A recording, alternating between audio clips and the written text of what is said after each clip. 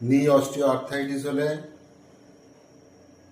সকলে মিলে এই ব্যায়ামটা করতে পারবে।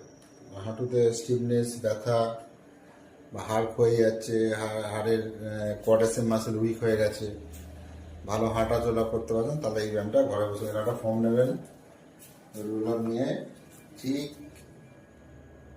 অবলিটিয়াল প্রসার ঠিক একটু ভিতরে রাখবেন, হ্যামস্ট্রিং মাসেলের ওপরে রেখে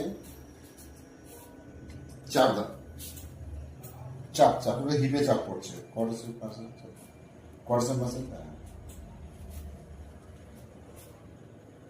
20 সেকেন্ড হোল্ড, 3 রিপিটেশন, 3 বার করতে হবে।